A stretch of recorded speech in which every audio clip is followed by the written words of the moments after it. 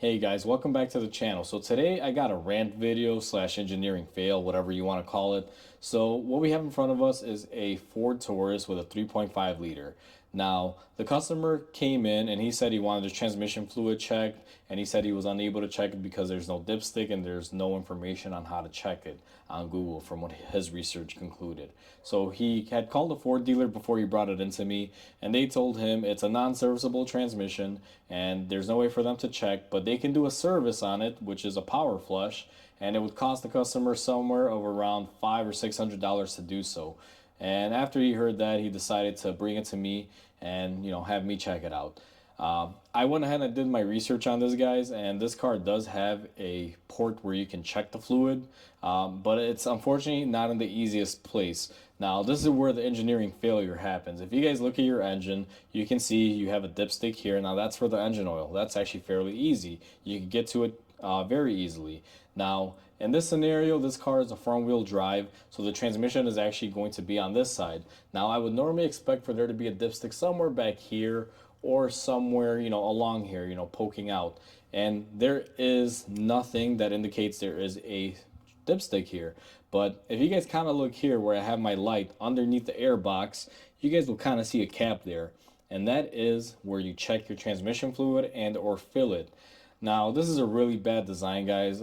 In all actuality, this to me makes no sense. They could have extended that up a little bit just to kind of put it up here in the front or make it easier to get to. Maybe even bring it out right here somewhere.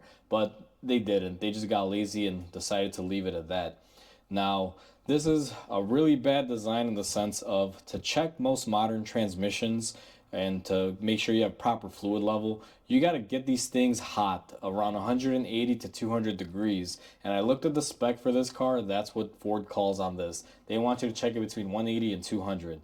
Now, in order for me to get it to that temperature, I got to run the car for a while to get the trans fluid up to operating temp, which is about normal. But I got to keep the engine running to be able to check the fluid, guys. And how am I going to keep the engine running with my air filter disconnected? Now, this is not the hardest thing in the world. I can easily disconnect the tubing and the air box and just run the engine without a filter. But needless to say that's not the greatest thing. If a customer is trying to do this at home and they're not too familiar with it, this can cause issues because if you kind of look around the engine bay, you guys can see there's like leaves here and up there. And if you're doing this at home, more than likely you're going to check that trans fluid, you're going to remove this stuff, and you're not going to care to cover it up or clean up these leaves. In my scenario, I really hate doing it like this, but I got to check this fluid. So I'm going to have to disconnect this after the car is warmed up and have it running to be able to check my fluid. So I'm going to clean up my engine bay and suck out all these leaves and blow them off and make sure there's no loose dirt around the engine before I do this. And to me, this is just a really bad fail. Like, why would they engineer it this way? They could have made this a lot easier, but unfortunately they did it. And this is the common theme with a lot of new cars, guys. And, I kind of hate working on newer cars simply because they make you do these unnecessary steps. I have a Chevy out there that I've had for 10 years.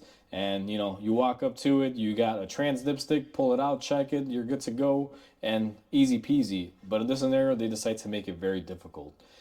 It is what it is, just how modern things are nowadays. So hopefully you guys enjoyed this video. I know it's not a typical style video that you guys are used to, but I just want to point this out. Maybe it'll help some of you guys out if you're looking for a dipstick for the transmission on this car, or just for, entertainment purposes. You might find this stuff interesting. So with that said, hopefully you guys enjoyed. Please comment, like, and subscribe. It'll definitely help my channel grow, and I'll catch you guys on the next repair. Until then, hope you guys have a wonderful day.